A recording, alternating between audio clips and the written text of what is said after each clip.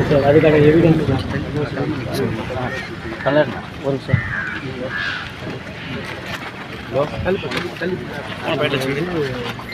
இது வந்து மெய்க்கால் புறம்போக்கு நிலம்னு சொல்கிறாங்க சார். ஒரு மெய்க்கால் புறம்போக்கு நிலமாக இருந்தால் 2004 கடைசி வந்து நம்மளுக்கு வாய்மொழியாக அறிவிச்சுக்கிறோம். 2006-7 சூரப்பேட்டை ஊராட்சி சமுதாய விளையாட்டு மையம் மறுசீரமைத்தல் பணின்னு சொல்லிட்டு 1,20,000 ரூபாய் நிதி ஒதுக்கீடு பண்ணி மறுசீரமைச்சிருக்காங்க இந்த கிரௌண்டை.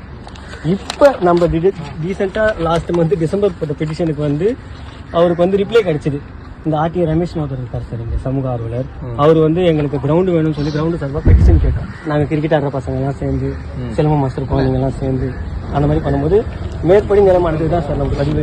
அது வகைப்பாடு வந்து அரசு புறம்போக்கு இன்னும் மைதானமாக அறிவிக்காம நம்மளுக்கு 1,20,000 ரூபாய் நிதி கொடுத்து மறுசீரமைச்சிருக்காங்க. அதன் அடிப்படையில் தான் நாங்கள் வந்து தற்காலிகமாக வேலி வேணும்னு சொல்லிட்டு இது சார்பாக கலெக்டர் கிட்ட மனு கொடுத்து அக்னாலஜ்மெண்ட் சீல் வாங்கிட்டு இதுக்கான வேலைகள் வந்து நாங்கள் இதை நம்பி தான் சார் தற்காலிகமாக நாங்களாவே இதை நம்பி தான் சார் நாங்கள் தற்காலிகமாக ஜனவரி 26ஆம் தேதி ப்ரோக்ராம் பண்ணி 10 மரக்கன்றுகள் நட்டு அந்த கரை ஓரமாக நட்டோம் சார். இப்போ எதெல்லாம் தெரிஞ்ச பார்த்தீங்களா சார், நாங்கள் நடுமுறைக்கு இருந்தது சார். என்னாச்சு?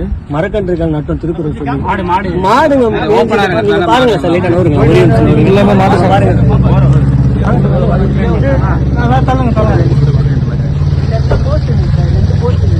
ஆனால் நம்ம ஃபுட்பால் போஸ்ட் இல்லைண்ணா இங்கே இந்த இடத்துல ஃபுட்பால் கிரவுண்ட் சார். இது ஆக்சுவலாக ஒரு 20 வருஷமா நம்ம இப்போ இந்த தண்ணி லீக் ஆகுதுன்னு சொல்லிட்டு பராமரிப்பு இல்லாமல் அப்படியே கிடப்பில் கடமை அதான் சார். இது ஒரு வருஷமா தான் நம்ம பசங்களாம் ரெடி பண்ணி